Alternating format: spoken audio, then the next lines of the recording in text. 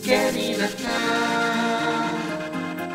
95.1 FM 95.1 RWFM.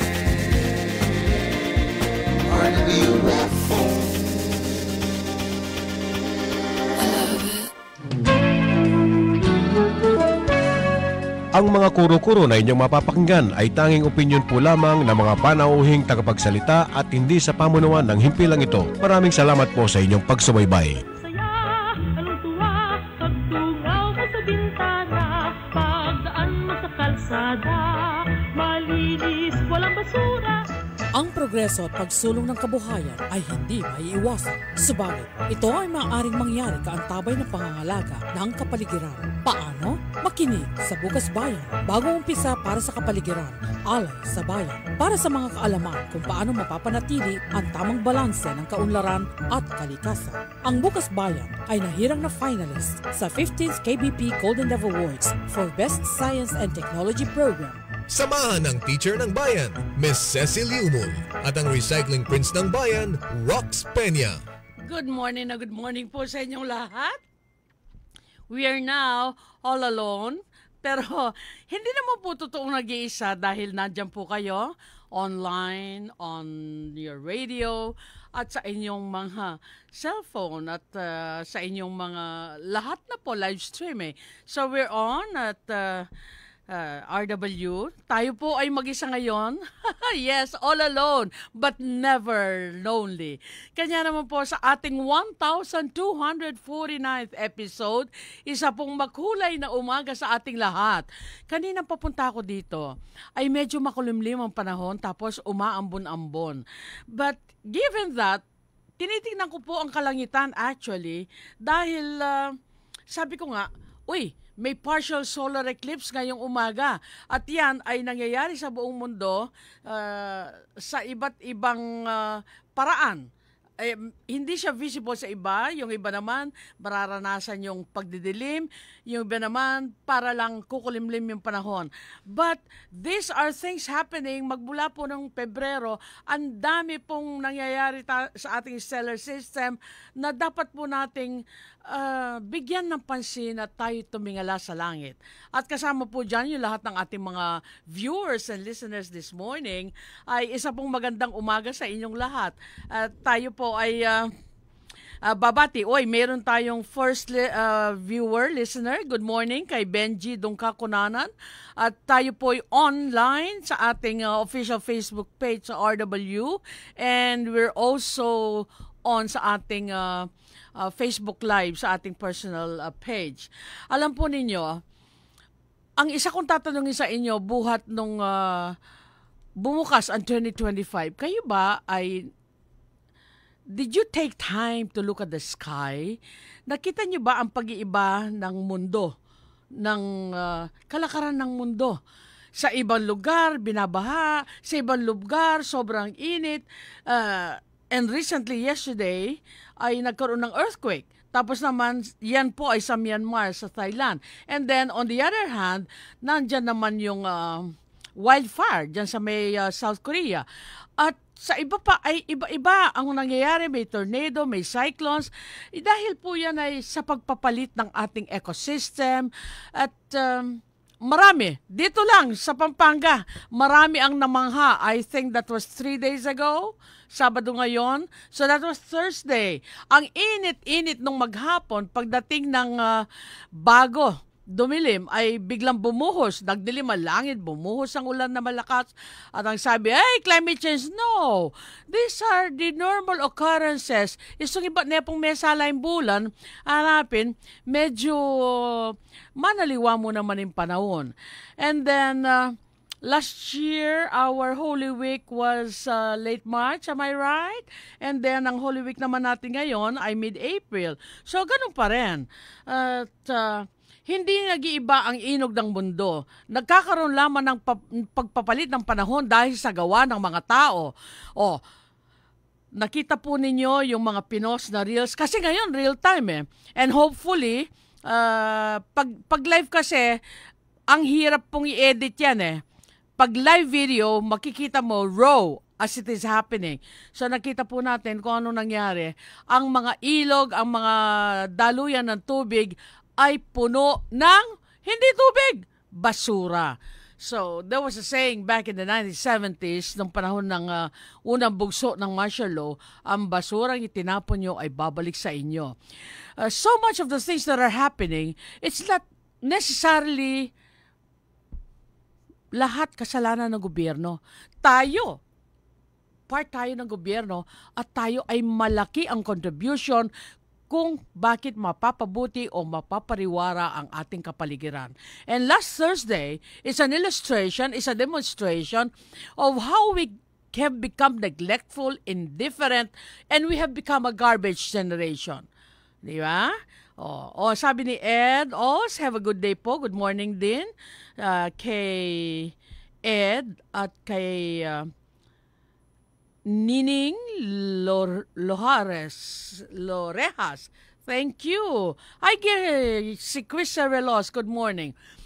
Sa mga nagtataka po, nag-view pa lang ngayon, wala pong aking partner kasi start na po ng kampanya.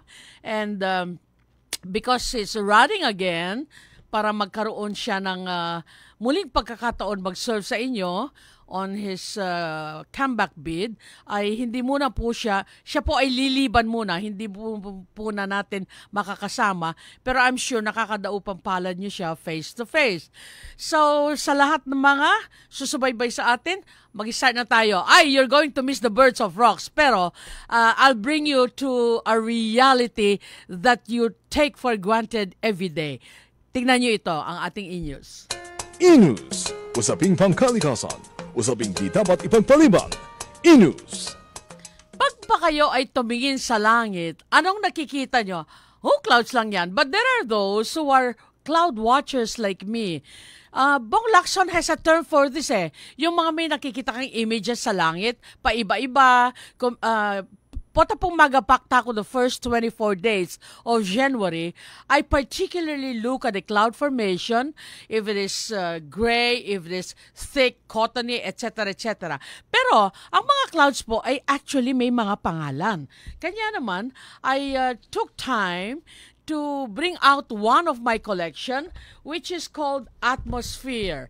These are a collection of photographs by different photographers observing our environment, observing the skies. Kanya-kanya tayong hilig. And it just so happened I cannot show them to you all at the same time. But if you will just go to those who are my friends, if you will just go to my page, mayroon po akong pinost kahapon.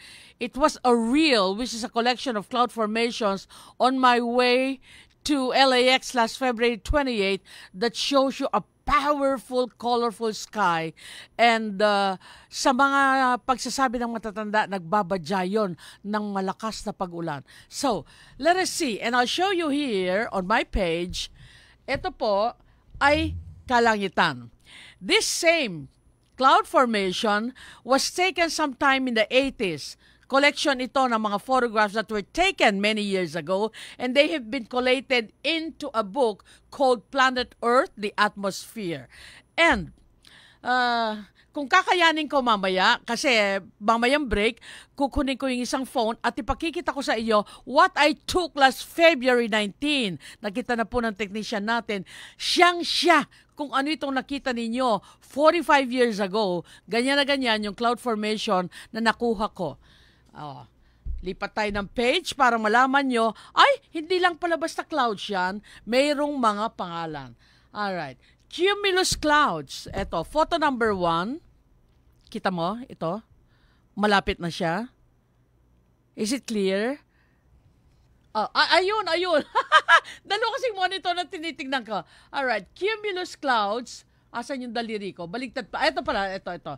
Ayan. These are cumulus clouds. Alright. So, ganito po ang itsura ng cumulus clouds. And then, itong pangalawa ay klase puffy cell of clouds in an altocumulus naman. Ang pangalawa ay tinatawag na altocumulus clouds. Kita nyo? Iba-iba pala. And then yung pangatlo, the bands of cirro. Cirrocumulus clouds. Ito naman, yung pangatlo. Kita? Alright, ito yung pangatlo. Cirrocumulus clouds. So, kung akala nyo, ay ganyan lang yan. Pag nakita po ninyo yung ikatlo, ayan, para kayo nakakita ng ripple ng tubig. Ayan. So, iyan po yung iba't ibang klase ng mga cloud formation. One, cumulus, ayan, and then cirrocumulus. So, ganyan po yan. Hindi po basta nakikita niyo sa langit ay walang katuturan.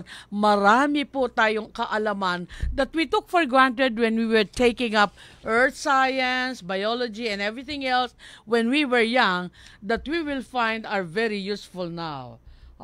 Ito pa, gossamer. Ayan, gossamer trails ang tawag naman dito.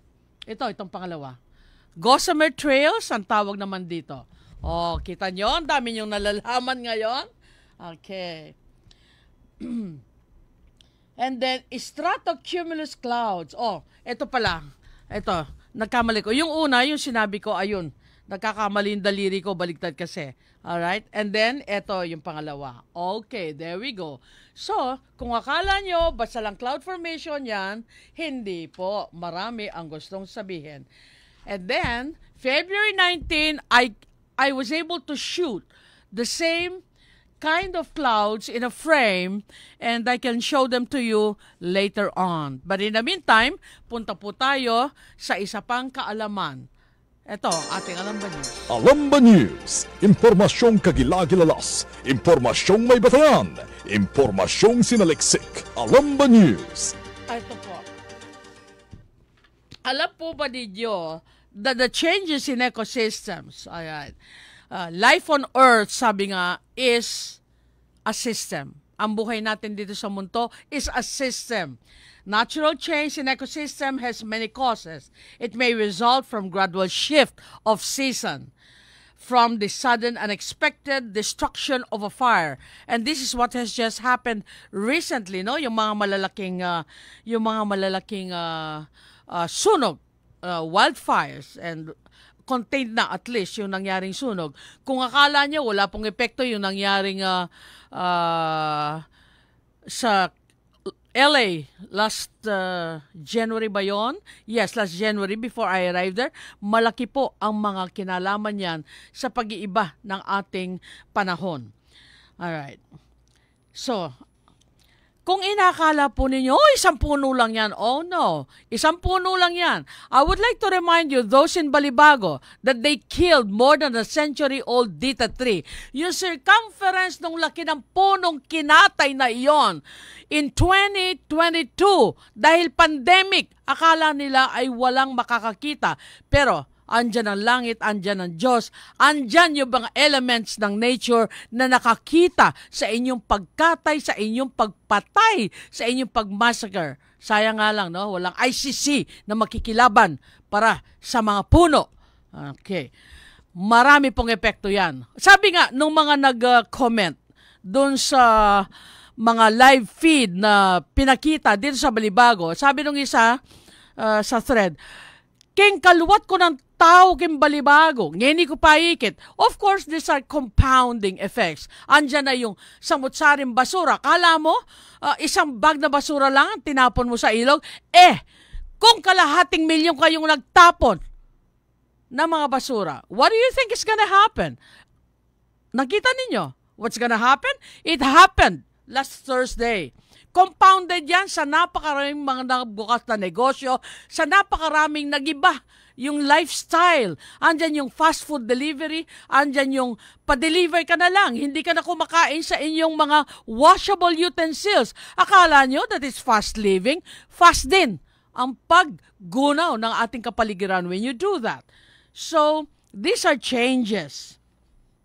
Ayan. Eto, magsa-summer. May gusto akong pakita sa inyo. Magsa-summer, sabi niyo, ha? Alright. Magsa-summer, this is going to be an occurrence that you will see so often sa ating mga beaches. Pag kayo ay nagpunta sa beach, nagpunta sa mga resort, do you take away Kung paano kayong pumasok, ganyan din ba kayong aalis na wala kayong iniiwan na basura? Sad to say, that is not the truth. And I would just like to make a comparison here. Pag pumupunta po kami ng asawa ko sa mga national park, we went to Yosemite and then we stayed at Sunday's Place. May mga rangers po na nag-check. Alam nila kasi yung oras ng when you get in, when you get out. Bago ka pa man makalabas, mayroon nagmo-monitor, tumitingin. At saka there are big containers where you put in your recyclables. Or mayroon naman iba, ang patakaran, what you take in, you take out also with you. So, kung mayroon man nagiging dumi-dumi ang ating mga patubigan, whether it is a small stream, it is a creek, kung nagkakaroon po ng basura yan, hindi kasalanan ng gobyerno yan. Kasalanan nating lahat because we are the first. We are the first na nakatira dyan. Tayo mismo ang nandyan sa kapaligiran. And I remember yung panahon da po rin kay Katamong Apo. Disan ko pa, there were still so many houses and structures na nakaharap sa ating mga ilog. Arapan de, ing babye-bye king ilog. Gilutan. And because you were facing it, you kept it clean, you kept it beautiful. Oh. Tapos ano nangyari? Tinalikuran. Gilutan tayo po yung babye-bye kay Katamo. Which is, kanita, mamadwas ka, yung seme yung padwas.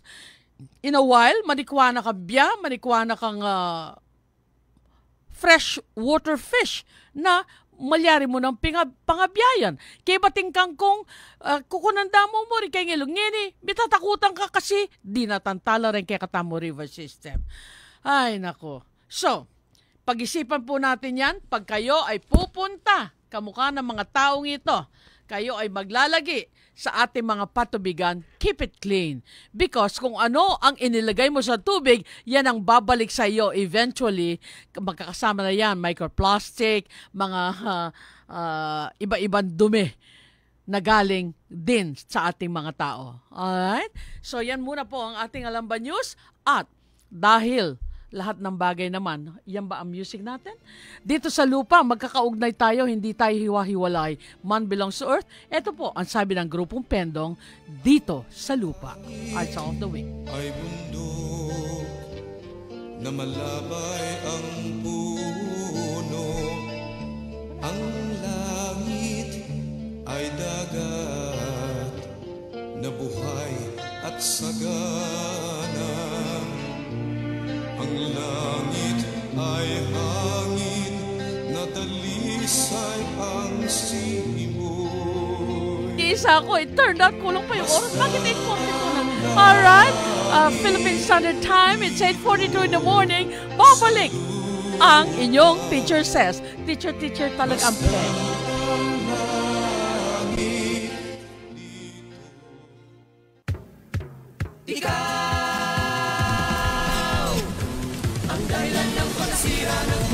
Sari-saring basura galing sa bahay, negosyo, pabrika, kainan, eskwelahan, palengke, terminal na sasakyan.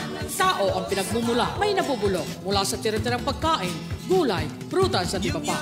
Ating pakinabangan, gawing compost, di nabubulok, papel, bote, plastic, karton at iba pa. Pagkapera sa basura, maayos na kabahayan, masinop na mamamayan, malinis na kapaligiran. Ito ang sagot sa Republic Act 9003. Tayo ang lilinis sa luming ito. Anong saya, anong tuwa, pagtungaw mo sa bintana, pagdaan mo sa kalsada, malinis, walang basura, ang zero waste ating pag-asa. Alright. Ayan. Wali pong summer, nakatamo po prutas available keti Pilipinas at may ayaliwang lugar, depende kan season. Anya pong, may kapabula na ako keti eh. All the while that I was in the States, winter kanita ne, ang nakarakala oranges, romang pansin, nakarakala lemons, at itamo mo naman pong kalamunding ka rin. And we have an abundance of citrus foods available kaya katamong kapaligiran and we do not even mind them. Mas buri mo pa ita sinalikan synthetic. We should not. We must listen to what nature is trying to tell us. Tutubo ya ketiyato, mamulaklak ya, mamunga ya, lililut ya kasi yung kailangan tamo, kaya tang panahon na ita. Alright. And so, uling, manipagketang do, talaga sagana kong bulang lang. Although, kanong kakamalimbyabas ngayon ni Kim Palengke, 100 a kilo? Sabi na karakter, ay, kayo po karakalimbyabas, kayo po Palengke, 100 a kilo, ha? Sabi ko, and I just get what I need. And I leave the plenty, those that are ripening, for the birds. Anak po karakalasese ayop, uling manibat po, anyang pematedo reta naman, keren bebe dalan along the National Highway, may ngayawala retang tinubong ating mapilan fruit risken na emilipat karen kay katamong watershed, ang pong aliwang pipa namnan, ringayo papansin ko, lalo lang miracle keta kanako. And I delight and I am grateful that I have become a keeper of the earth and a keeper and a caretaker of all that God has created, creatures great and small. Nyang po nga bak, marapat mo po, banta balutan mo yung lakabod prutas din, mig-research ko at impisabyan tamong yan tungkol kareng melon. Ewan po pupul ng pakwan. Pakwan niya yan. Oh no, mo po basta pakwan yan. Now let us talk about the melon or watermelon. Yan. There are many kinds of melon. Although kay Facebook page ko lawen nyo la to distinguish nung mayumo ya o matabang ya, nung kulaba ya, nung mabilog ya, nung dark ya kule, in kayang texture, o maputla ya, abalo yun nung mayumo ya o matabang ya. Alright? There are many kinds of melon. Any variety of melon contains vitamins A, B, and C. It is also rich in mineral salts. Olawen yun na, mineral salts. Its beneficial effects are well known in cases of rheumatism, reng magrayuma, gout, obesity, hemorrhoids, stomach acidity, and acidity in the blood, arthritis, headaches, accumulation of uric acid, and foreign matter. Its juice, watermelon juice, is excellent tonic for children with weak lungs. Oren, reng manusang, reng may nabaga kareng anak. So, why buy synthetic drugs when we have this in abundance in our environment? Yan, pati reng maglako dakala.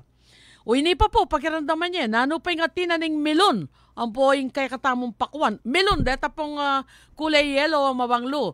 Deng watermelon, deng pakwan. Ay. People who suffer from weak stomach and constipation should avoid this fruit. Ay, bakit naman? Because they will find it difficult to digest food while they are afflicted. Isang muna man palang may nayang kaya nga tiyan o kaya constipated ka. Alright? Even those who are healthy should chew it well before swallowing. O ngayon pa naman, Diyos ko, biyuso yung, shaking around, shake. Atin na lang machine to do it for you. So, it becomes, shake na. Ala, nakamakain problema. Watermelon, hindi pa, contain principal vitamins. Muntata na po kayong watermelon. That is vitamin A, B, and C. Its mineral salt content purifies the bloodstream and cleanses the body. Yan ang agagawa na ning pakwan. Bow.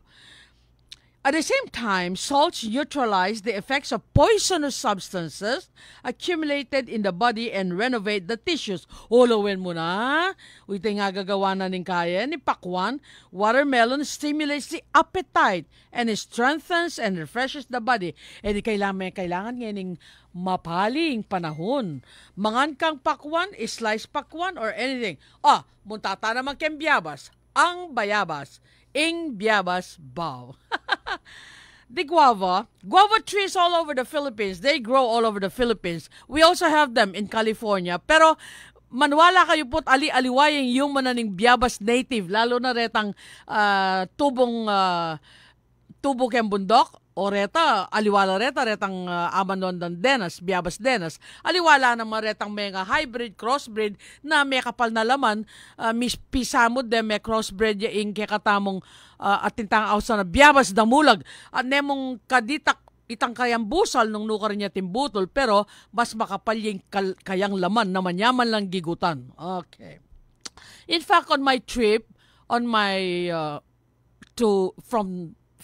from Clark to Taiwan, meto ka rin si served ang fruit na maka-slice are slices of guava flesh datang maragula biyabas, malutong. Okay. The fruit contains vitamin B and C in abundance. Wari po patang medyo may nakat yan, pasintabi ka rin mamangan, inggawan mo, maintong kang manibalang. Putakay, take me, bantang ma-address itang kekan diarrhea or LBM. Okay, what else can it do? It can cure and prevent diarrhea, dysentery, incipient tuberculosis, and it preserves the body from hyperacidity. O yan nga mo nang ko, ring hyperacidity, malaria yung biyabas ke kayo. It regulates metabolism and prevents swelling in the body and head. The guava is a good remedy against scurvy and beriberi. Oh. Nano pa ingatin? Guava leaves may be boiled. Ano pong kasanting pag-disinfect mo naman in kakatamong bulong biyabas. About 20 grams per liter of water to produce tea. O yan, gawa kayong guava tea. This tea may be used with success against diarrhea, dysentery, inability to contain one urine. O, reng mga pali, paniki. Weakened intestines, inflammation of the mucous membrane of the stomach and intestines, or what we call gastroenteritis. There are other diseases that it can also cure of the intestines. O iniinggawan nyo, 3 cups a day should be taken, ketangke kayong guava tea. This also cures the green diarrhea found among infants. Alway niya, pati ka rin bingot. The dosage for infants should be much reduced than that for adults. Ayan, use your common sense. Biyabas. Balyariya pa yung metong? Aline. Okay, well, o kabilis. May kabiyabas samo, melon, watermelon. Tayo po yung magbabalik. 8:51 in the morning. Nagbabalik si Ma'am Ses. Ikaw ang dahilan ng pagsira ng mundo. Sari-saring basura galing sa bahay, negosyo, pabrika, kainan, eskwelahan, palengke, terminal ng sasakyan. Tao ang pinagmumula, may nabubulok mula sa tira-tirang pagkain, gulay, prutas at iba pa. Ating pakinabangan, gawing compost, di nabubulok, papel, bote, plastic, karton at iba pa. Magkapera sa basura, maayos na kabahayan, masinop na mamamayan, malinis na kapaligiran. Ito ang sagot sa Republic Act 9003. Tayo ang lilinis sa duming ito. Anong saya, anong tuwa, pagtungaw mo sa bintana, pagdaan mo sa kalsada, malinis, walang basura, ang zero waste ating pag-asa. National election. Ay, tayo po yung nagbabalik. Ayan. Bala ko sa mo na nga akong dili. Makabahing oras, lalo yung may kuya ding oras. Magtaka ko siguro with the advent and proliferation of false information, of fake news, ayo siguro. Hoy, panyabihan ng Ma'am Ses, no ko rin kayaman ibat? Alright. I love books. Ila pong metong kong kayamanan den libro. Aldoldo mamasa ko pa mo rin niya ko magtaka. Istong kaya beke po'y partner rocks. Nekay mag-respond ko kaya pamu ka na po tayo pa yan nana.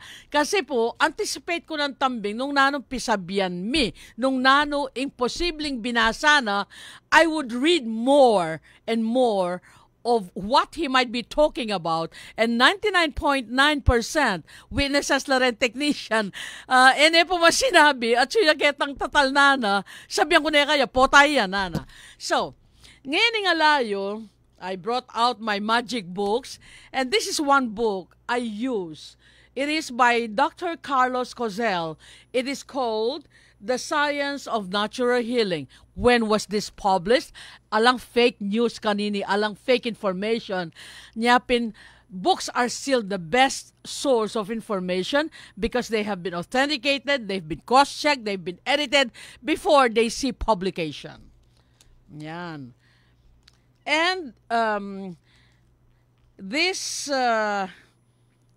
This publication, the Alapac Agency Latin American publication, is in Mexico, Bogota, Colombia, Buenos Aires, Argentina, Brazil, Santiago de Chile, Uruguay, and Venezuela. And this one is distributed by the Educational Health Reform Center, and the office is found in San Francisco del Monte, Quezon City. This one is copyrighted in 1972. So this book is how old? Very old. It's 72, and then 2012, that's 50, and 2012, 2022, 60, 2022 plus 5. So it's 65 years old. Matwa kong bagya kaya nilibrong babasan ko. So you'll be hearing more of what I have in this book, all about natural healing and what fruits and leaves can do for us. Okay, so you look and you anticipate for the next 5 weeks, you'll be hearing more of this. At congratulations po sa ating producer and director, better known now na Sita Roda. And on April 19, ang isang makabuluhang pelikula na ginawa nila, Fatherland, will be showing in cinemas nationwide. Congratulations. And we'd also like to say that we would like to extend our condolences. Recently lang, yung kaklase ko nga, yumaon na rin ang kanyang butihing ina, who was 93 years old. So Lou Sarte de Larmento, please accept our condolences from the Tuesday group and all of us. And good morning to my friends, Fides Nayan O'Hara and Floyd O'Hara, who is back here now. And JJ, how is the weather there? Do you see any sighting of the partial solar eclipse today? At kung wala man, tayo po ay matutong tumingin sa langit. At tayo po ay matutong yumuko at tumingin sa lupa. Dahil po, sa lahat ng bagay, tayo ay parte ng mundo. Ako po, ang inyong teacher ng bayan, Cecilia Mo, na nagsasabing, magnilay po tayo, hindi lamang this Holy Week. Let us reflect why things are happening all around us at this intensity, this fast, and this tragic. Who brought the tragedy upon us? Is it the God who created the earth, or is it mankind who has desecrated the earth? We must always remember, from 26 years ago, I have already said this quotation from an Indian chief who spoke before the Congress in the United States when they were trying to get the land from the American Indians, the real natives of America. He said that man belongs to earth. We are all connected. We cannot separate ourselves from the earth. We are part of it. What we do to the earth will always come back to us. And this recent thing, the tragedies on the earthquake, on the cyclones, the tornadoes, and the fires that are happening all over the world in different parts, whether man-made or triggered by our indifference, lahat po yan ay magkakaugnay. Lahat po yan ay maaari nating mapigilan. We can still stop it. We hold the time capsule in our hands, whether we go beyond the turning point or the point of no return. At pag tayo ay natutong magnilay at matutong yumuko at magbigay respeto sa lahat ng nilalang ng ating poong may kapal, hindi lamang ngayong Lenten season, kung hindi 365 days in a year for the future generation. Yan ang magiging tunay na sagot para tayo magkaroon ng bagong umpisa para sa kapaligiran, alay sa bayan. Good morning, everyone. Sa lupa, masdan ang langit dito. Sa lupa, ang langit ay puso na taos magmahal. Ang langit ay diwa na may katarungan. Ang langit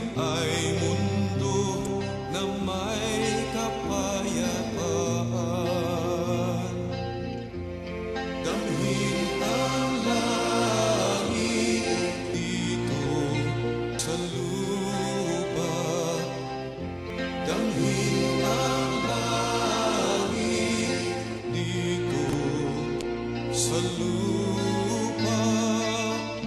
Mangyari nawa ang kalooban mo, kung paano sa langit gayon din sa lupa.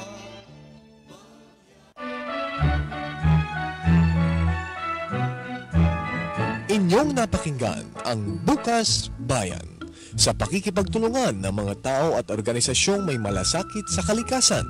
Ang Bukas Bayan ay mapapakinggan dito lamang sa 95.1 RW, alas 8:30 hanggang alas 9 ng umaga.